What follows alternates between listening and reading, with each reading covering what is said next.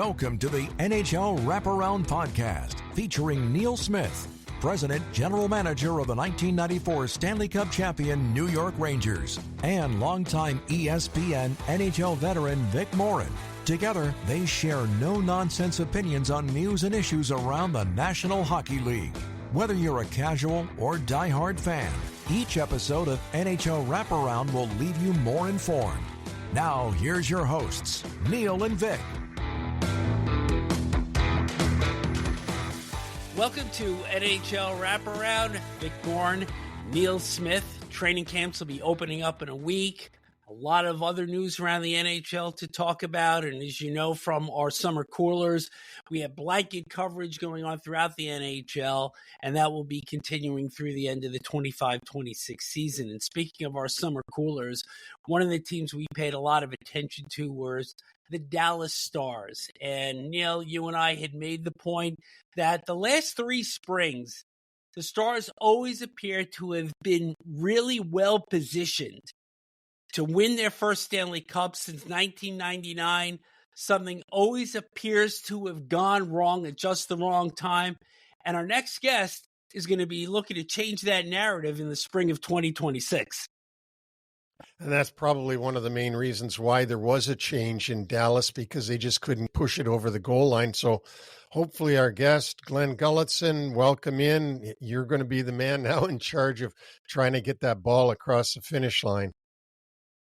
Yeah, it's you know what? It's very exciting. Obviously, Neil, you know, when you're part of this league and you're getting a job as a head coach, you usually don't get to take over a team that's 106-point team, been to the Final Four 3 years in a row. You don't usually get that. You know, you've got to take over a rebuild. So this is, especially for a guy like myself, to come into a situation. Obviously, I've been here before, but to come in with a team like this is pretty special. It's actually really exciting.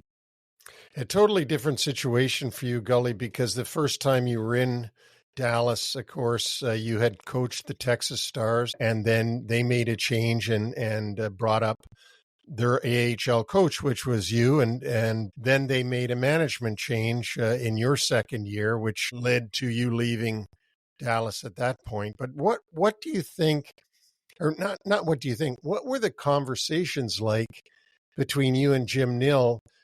Not exactly, but I mean, when you walked in there and said, okay, Jim, you're going to interview me, you remember I'm still the same guy you fired a few years ago.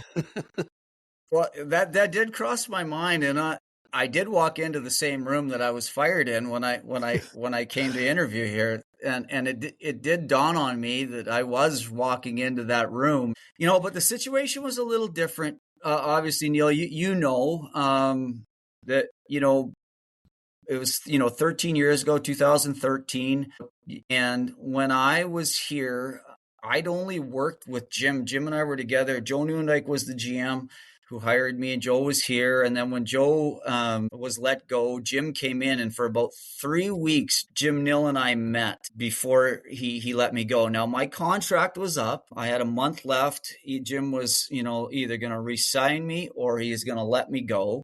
But we had talked. We'd kind of talked for 3 weeks and talked about the players and the team. I was a young coach back then, but he brought me in on a Tuesday. I can remember it was after the long weekend, and he said, hey, I'm going to let you go. I'm going to bring in somebody else. And you know what? At that time, it was the right decision. I was just a young coach coming into a league, and this was a pretty veteran team, and I needed a little bit more experience. And you don't know that back then, but certainly it happened. But there was a little rapport there, I guess, with Jim and I. And when you move on, and 13 years later, and you see each other in Dallas, and I was in Edmonton, I think it opened his door to bring me back. Now, I will say again, it was a little surreal to come back to my old office, and I had a few little chuckles to myself when I did come back in here. Any reminders for you from your previous stay in Dallas that were present when you walked back in? Well, you know what? It wasn't really anything. Everything looked the same, and that. But what was really striking to me, and I said this to a few people now that since it's happened, is I was here when development camp was on, and so obviously Dennis Sotart was the second equipment guy when I was here. Now he's the head guy, and so there's some familiarity. Stretch Jason Radman was, our head liaison here, our head team ops guy, and he's still here. So I had a great relationship with him. Mark Janko and Scott White were both in the organization. They're assistant GMs, and I had a relationship with them. Scott White was my general manager in Texas, so I had a real good rapport. But what was most striking, Vic, was development camps on, and I poked my head in there, and there's Jordy Ben, who I had in Texas as a rookie. And then Vernie Fiddler walks through here, and Vern was around and with the alumni, and I had Vernie here. And then when I looked at the American League staff, they had Max Fortunas and Travis Morren as the assistants. I had both those guys in Texas. And then they hired Toby Peterson, who I had here in Dallas. So I was surrounded by guys that I'd been around and players that I coached who had now moved on into the coaching realm. So it felt very comfortable knowing that all these people around I had at some point in my career as their coach. So that was a little bit neat for me. Before Neil takes you through the next part of our discussion here, Neil, I just wanted to ask you, because in your tenure in New York with the Rangers, you only had 4 head coaches. And could you have seen a circumstance similar to the one that Glenn has described, that you could possibly have rehired somebody that you had let go previous? I think so, especially if I had ever hired a young guy. The problem in my time, Vic and Glenn, was that I got hired at 35 to be the GM of the Rangers. So everybody that I was going to hire after that was going to be older than me.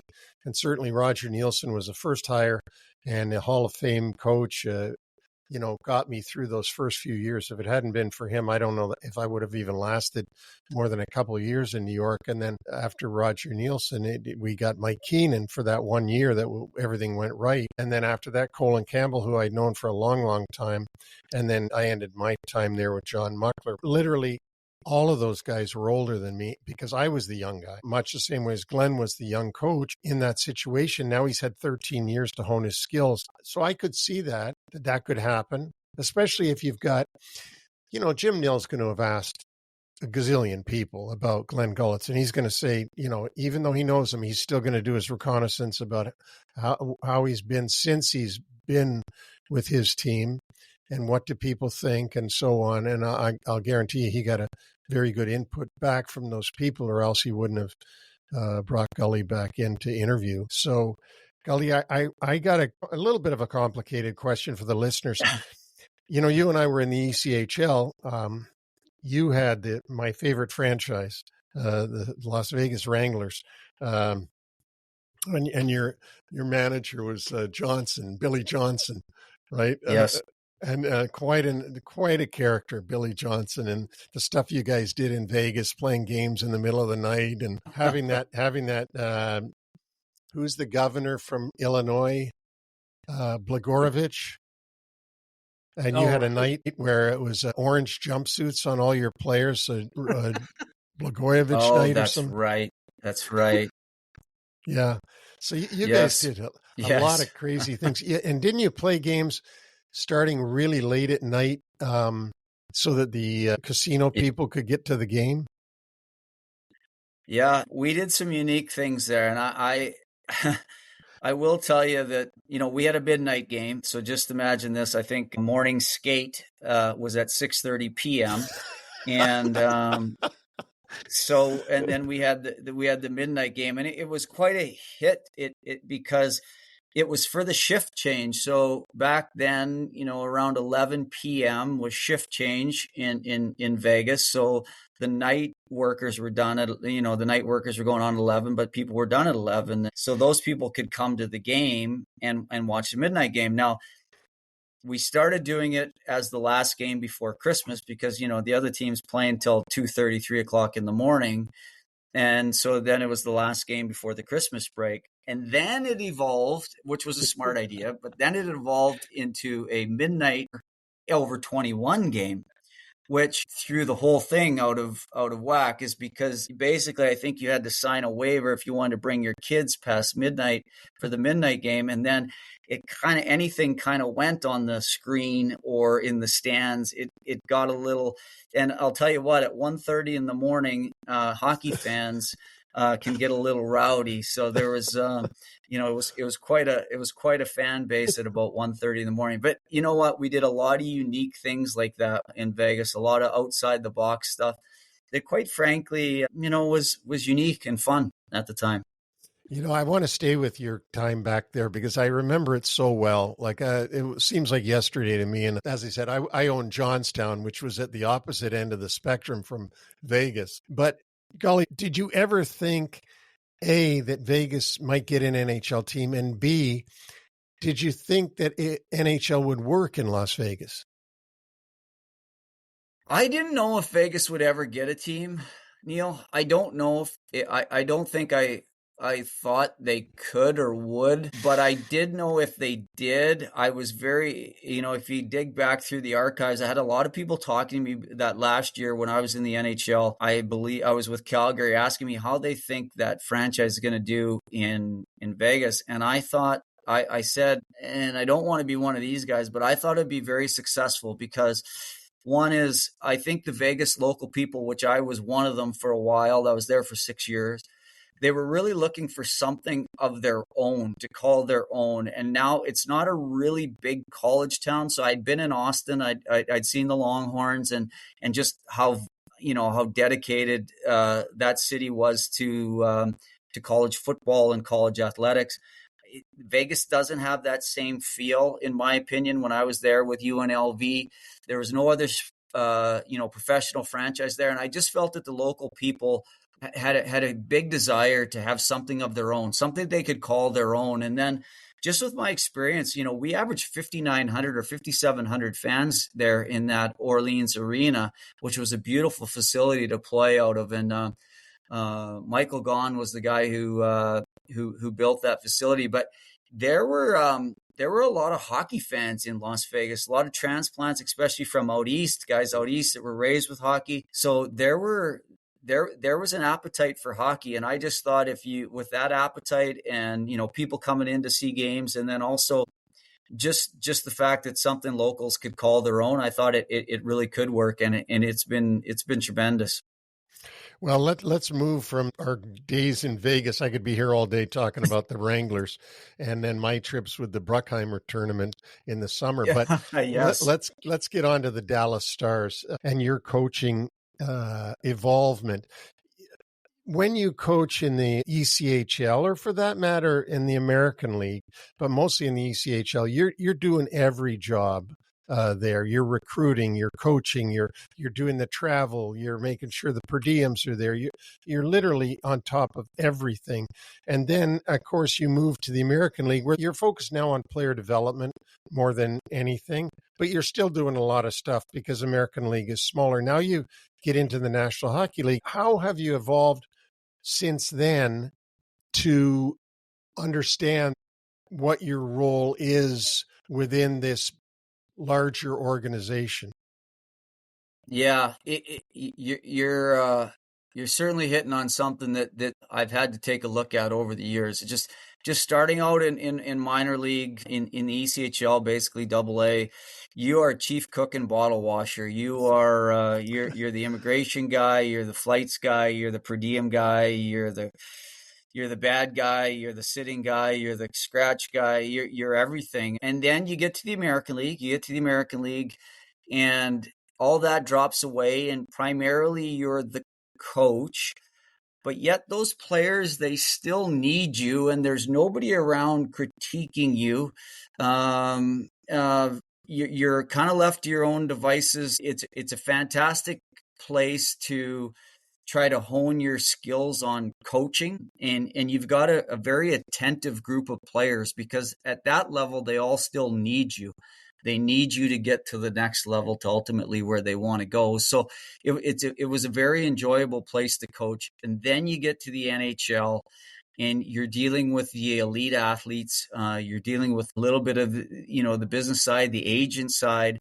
And then the two biggest adjustments that I felt for young coaches, especially when I came up, was the schedule, how demanding an NHL schedule is, how many games, game after game, Tuesday, Thursday, Saturday, Monday, Wednesday, just it goes on and on and on. There's not a lot of practice time. And then how big your staffs are and how many people are around. And then you add in the media. You go from basically doing everything at the minor league level, and literally everything, to you're managing a bunch of people. You got strength guys, you got conditioning guys, you got three medical guys, three equipment guys, you got sports performance people. You got your GM and your two assistant GMs, and so it becomes this big entity. And combine that with the demands of that schedule, it is like three different leagues. It's really three different leagues. It's just three different skill sets almost. And I'm not sure how much one prepares you for the other. I think the East Coast League prepares you to work. The American League allows you to coach a little bit, and then you have to manage and coach at the highest level, schedule players and staff. In between your two stints in Dallas, you had 2 years in Calgary in 2016, 2017, made the playoffs. One of those 2 years, you had the ability and the privilege to coach Johnny Gaudreau, Matthew Tkachuk, Sam Bennett, amongst others. But in those 2 years in Calgary, how did you feel that transition has helped you now that you're back in Dallas again? Yeah, that was a good transition. We had a lot of really good, those players you mentioned, obviously very good young players. That stint helped me, certainly. It got me to look at the new player almost. When I first come into the league with Dallas, we had an older team. I had Jaromir Jagr, I had Ray Whitney in Dallas. They were both my age. And coming into Dallas, I had, young Sam Bennett. I had young, rookie Matthew Tkachuk. Obviously, Johnny Gaudreau, a young, great player. Sean Monahan. So it helped me work with the younger stars of the league and just what their mindset was compared to, the Brendan Morrows and the Jagrs and the Whitneys and those guys. It kind of filled in a gap for me to see these great young stars and how they viewed the game as young players. And I think it really helped me, even as I went on to Edmonton, now working with Connor McDavid and Leon Draisaitl from a young age. It helped me a little bit see the development path of young players and where they could go, where they could benefit from some of the older players I coached in Jaromir and give them some of that experience. So bringing that to Dallas, I see a full spectrum here. I see, Jamie Benn and Tyler and Duchesne, who are great players on the late mid-30s side, and then I see great young players, and obviously Johnson and Harley, and then you have those mid-range guys, obviously Rantanen and Hintz and Robertson that are coming, and then there's so many good players here. So I think those experiences, working with young, working with old, anytime you get experience, it's a valuable thing. But I've been very fortunate, the Sedins and players like that, to work with some of the great older players, some of the great younger players, got to watch their development. And now in Dallas, we have a real blend of player of those types. So for me, I've worked with all those genres. So it just helps you go into a locker room and know what maybe each player at different age groups is kind of thinking and what they might need. For Calgary, there was Vancouver, and after Calgary, there was Edmonton, and you joined the Oilers after they finished last in the power play, 2018, 30th, dead last. And in the 7 seasons that you were there, they were in the top 5 times, best 3 times, NHL record in 22-23, 32.4%. But obviously you got a little bit different dynamic going here in Dallas because you have McDavid, you got Draisaitl, and you had Evan Bouchard at the point, and you could see the way that power play was structured. But pretty much they would be out there for at least a minute and a half of every power play. And in Dallas, you mentioned all of these players that you have at your disposal now: Duchesne, Hintz, Rantanen, Johnson, Harley, Benn, Sagan, Bourque, Robertson, and Heiskanen. And this is almost an abundance of riches in that you are truly going to be able to send out two very proficient units with the man advantage for this coming season. Yeah, the one thing that I've done, and I had some really good guys in to show me the way in Edmonton a little bit, and even before that, I've got to work with John Tortorella, and I've got to work with Ken Hitchcock and Dave Tippett. Obviously young coach in Chris Knoblaw, Jay Woodcroft. I work with Mike Sullivan, so I know when I got to Edmonton and we started that power play, Todd McClellan actually was the coach, so you had another name in there for myself. Those coaches, all of them who came there, let me do my thing with the power play in Edmonton.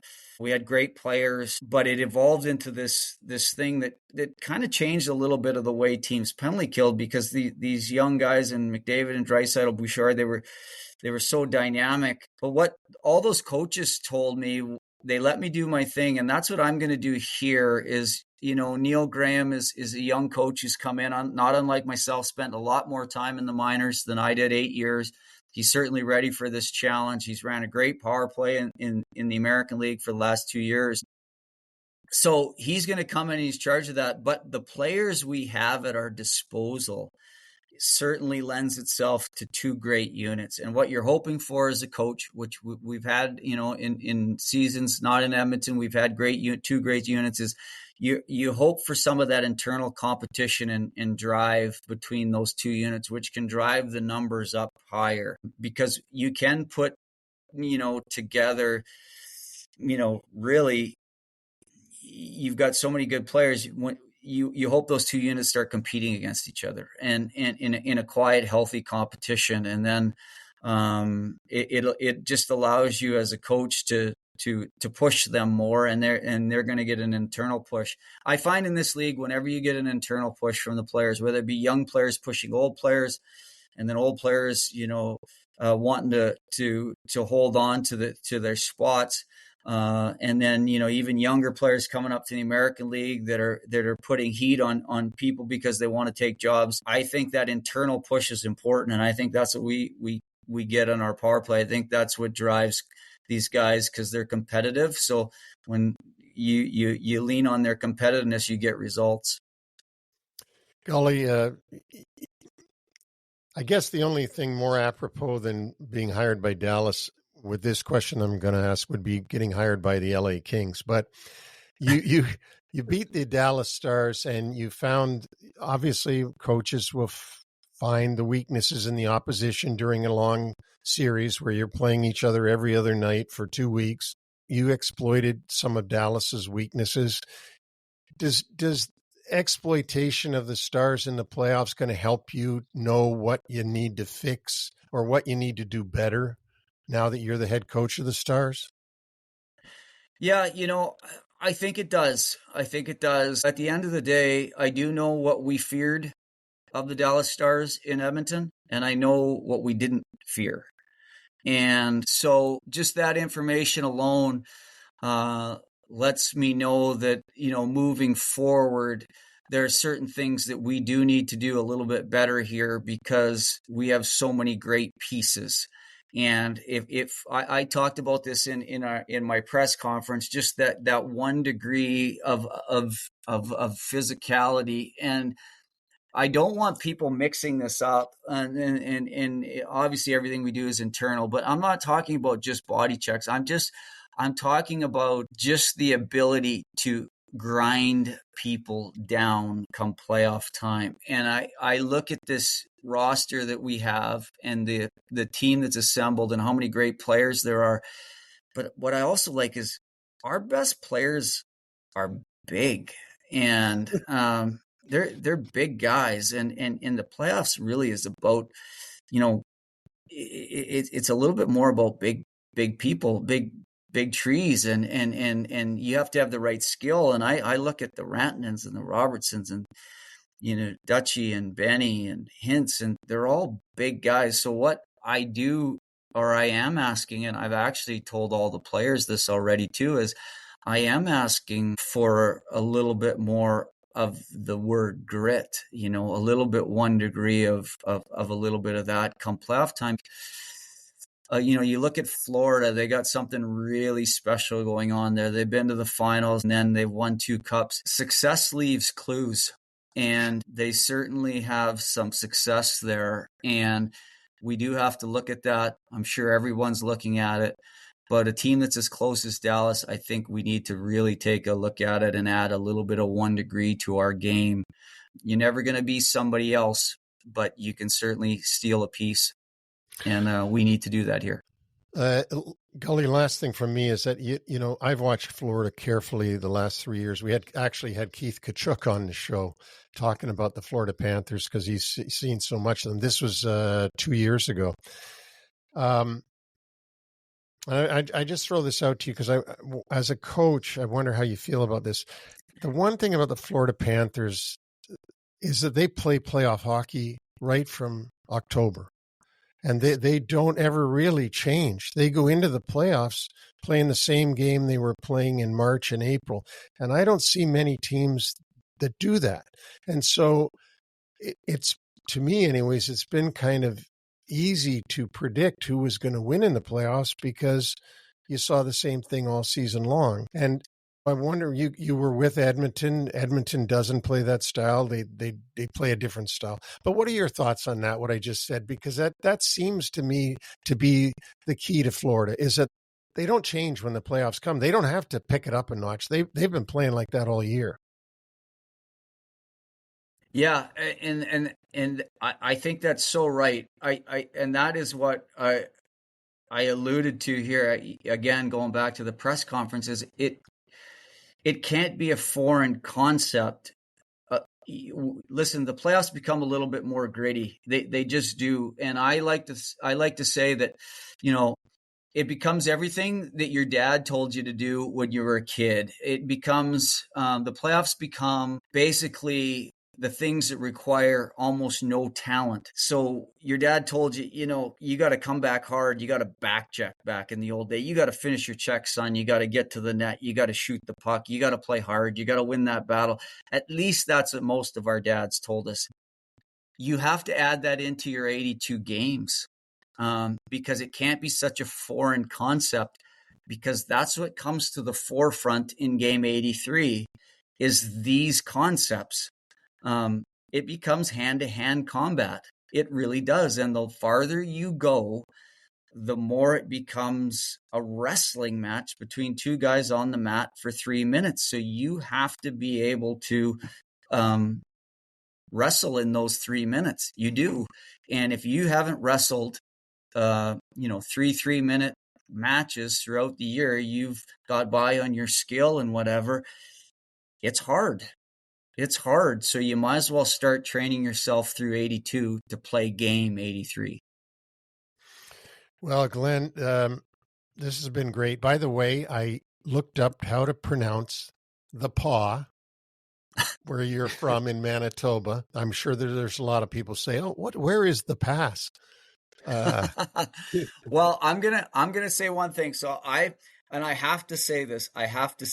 So I was born in, they call it pass, but it's the paw. It's a French name. I was born in the paw, Manitoba. But I was raised in Hudson Bay, Saskatchewan. So my mom was in the paw, visiting her sister, and I was born there. So there's a whole bunch of people. And hey, Neil, there's a picture of me in my Oiler outfit in the rink in the paw, Manitoba.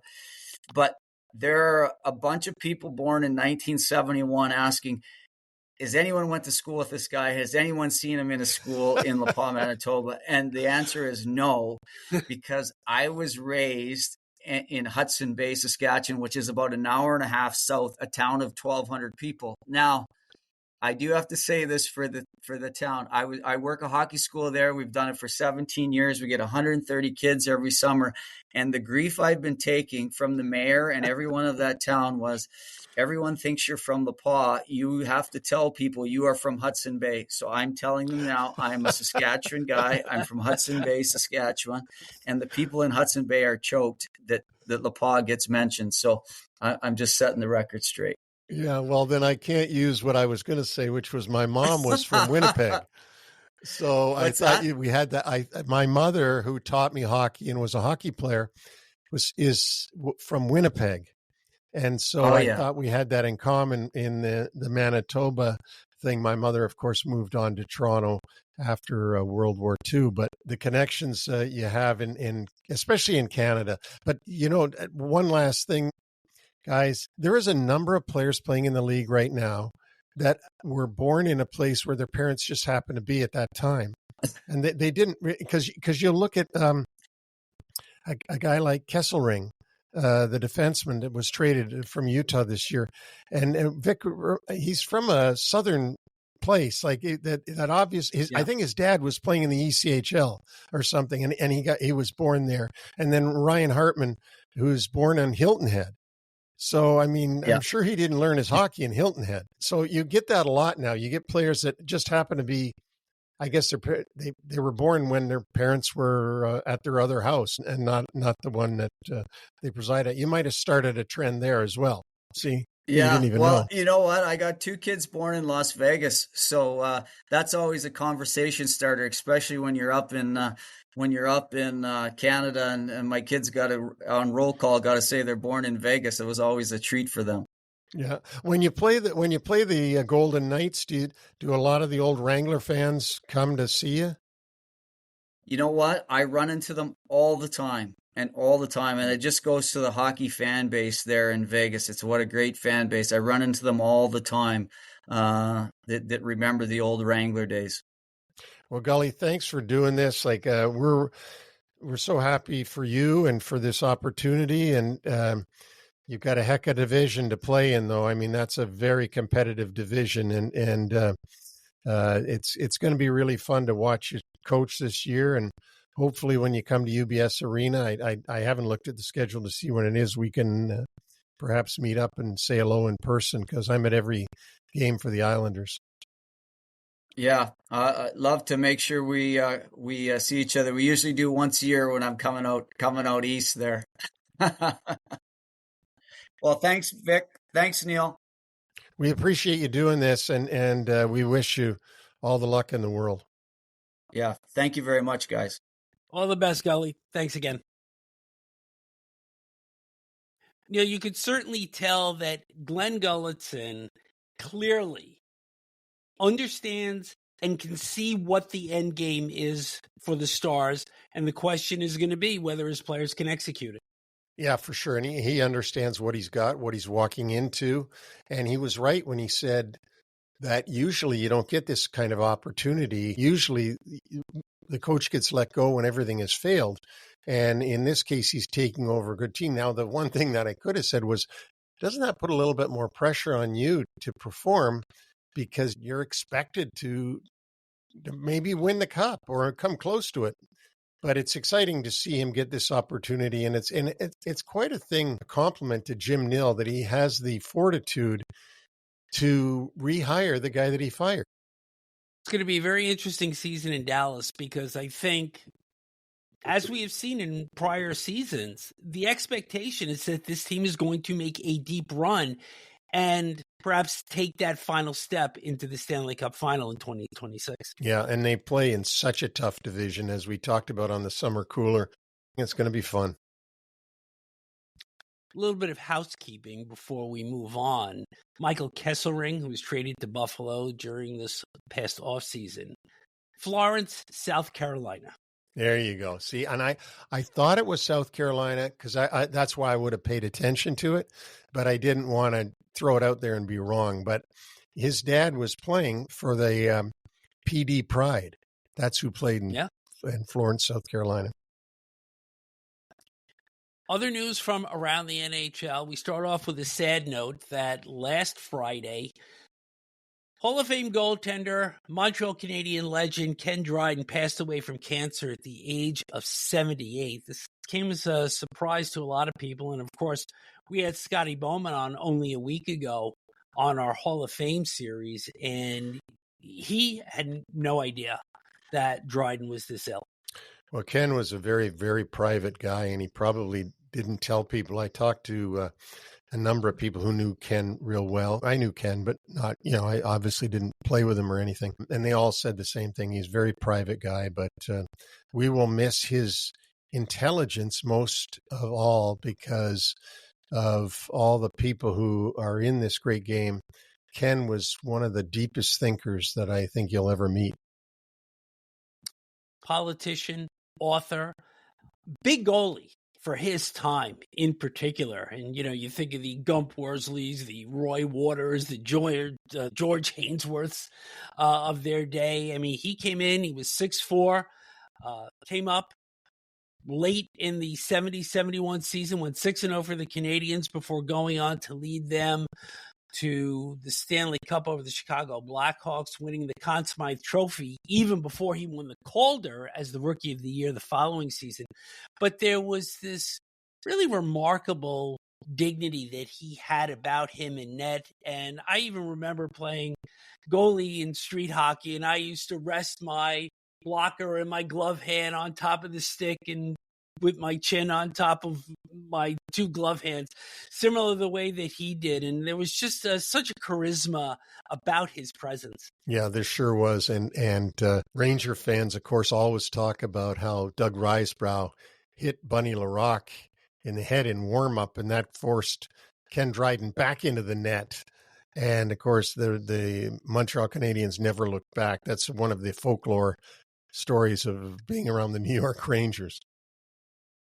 He had some memorable books also, most notably The Game, which is regarded as one of the finest sports books ever written. And it was basically a daily account of the Canadiens in that final Stanley Cup year of 78-79.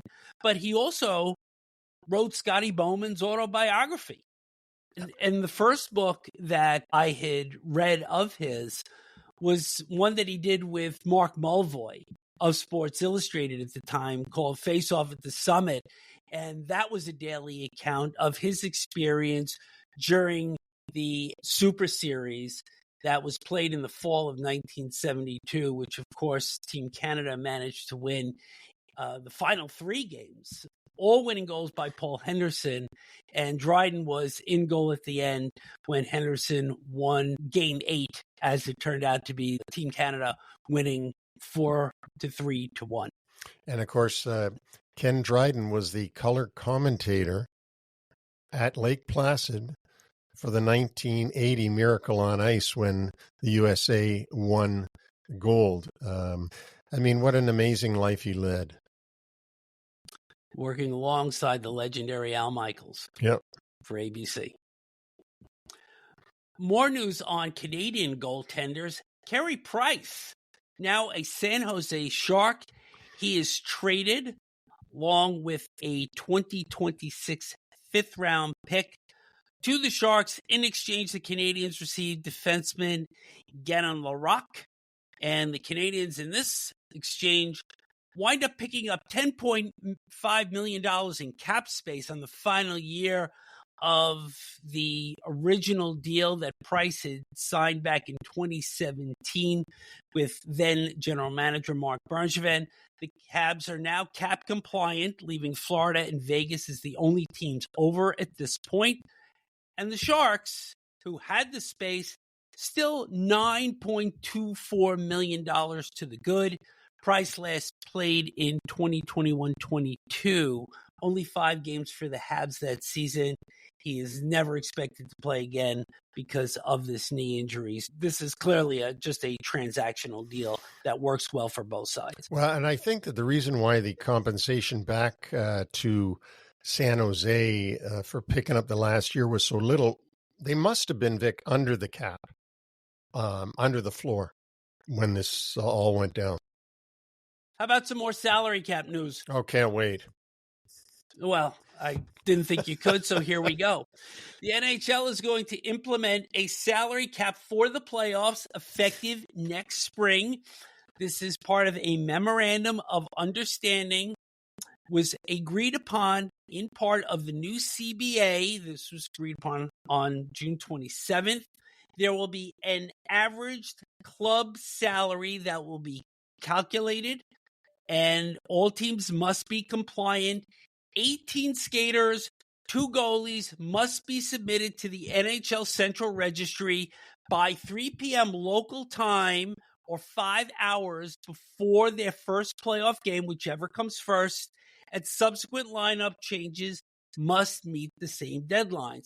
So, Neil, explain the purpose of this being put into place. Because what happens is there's somebody on your team that's an important player, so you put him on long-term injured reserve, LTIR. You bring in another player, perhaps at the deadline, you trade for a player who's pretty good, not just a fill-in, like a pretty good player. You play till the end of the regular season with that team, and then you add that really good player that you put on LTIR in the playoffs, so you have an overwhelming chance. Let's look at examples of this that's happened in the past. Of course, Kane with Chicago in 2015, Nikita Kucherov with Tampa Bay in 2021, the captain of the Vegas Golden Knights, Mark Stone in 2023, and then, of course, Matt Tkachuk this past year in 2025. There's been a lot of griping from other clubs from around the NHL, but you have to credit the general managers of the 4 clubs that you just mentioned because it was legal. Yeah, and you do everything you can that's legal that benefits your team. That's your job. Let's transition over to some fashion news because the NHL is relaxing their dress code as part of the new CBA. And I think one of the things that makes the NHL so unique is the way their athletes appear when they are walking into and out of arenas in suits, in ties, in jackets. And certainly there have been players that have had some pretty different expressions with their suits. And we could look at David Pasternak and Auston Matthews, William Nylander, and PK Subban even before that. And you just hope that this relaxed dress code does not take expression too far in the other direction. Because I believe, and I think you believe also, that the suits really make the NHL special. I do too. And the uniformity of everything in the NHL has always been important. So what one guy does, they all do. So we'll just see if we start to see a lot of individualism because of this, and how far some people push it. It'll be interesting to see if it gets pushed too hard, if it gets reeled back in a little bit too. Yeah, we'll see. We'll just have to see. You know, COVID did a lot of things to everyday dress for everybody that relaxed it. So I guess the NHL is just trying to catch up with the fashion in normal society. More fashion news. The Seattle Kraken have introduced an alternate jersey that glows in the dark as a nod to bioluminescence, the emission of light by living organism through chemical reaction commonly found in sea creatures. Thoughts? That's way above my pay grade. I mean, uniforms that glow in the dark because this reaction is found in sea creatures. I guess it goes with their name, the Seattle Kraken. I thought you just wanted to hear me say bioluminescence. I did. I like the way you said it too. Thank you. Anyway, the Kraken will debut that jersey on November 1st against the New York Rangers, and they will wear them 11 other times this season.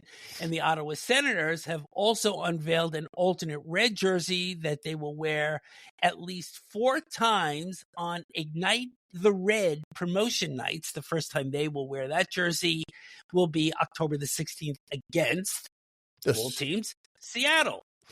Maybe one can wear glow in the dark and the other one can wear Ignite the Red. You're going to be paying attention, though. I am.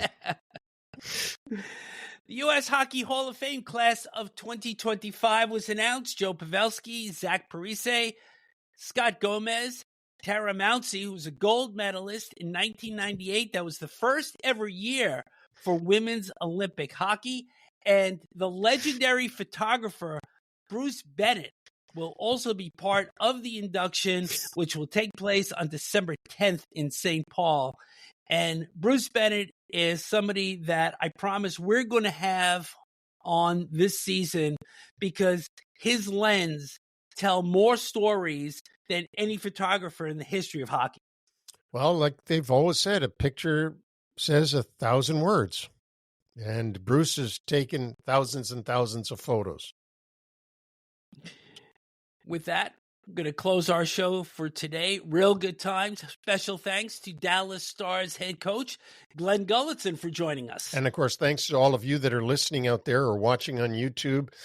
Reach us individually. Get us your email address. Do it at vic@nhlwraparound.com or neil@nhlwraparound.com. You know, all these podcasts are available on every platform you can think of, from Apple to Amazon to iHeart to Spotify, YouTube, and, of course, a complete catalog of everything we do is always on nhlwraparound.com. So continue to get the word out. Please get people to subscribe. We want to make this thing grow, and we want to keep doing it, which we're going to do. Sounds good from this end. The balance of the mini podcasts of the summer coolers will be coming out throughout the rest of the week. They are being received extremely well, and we thank all of you for listening in on those. Next week, Hockey Hall of Fame edition returns with member of the class of 2023, Pierre Turgeon. We'll look forward to speaking with you then.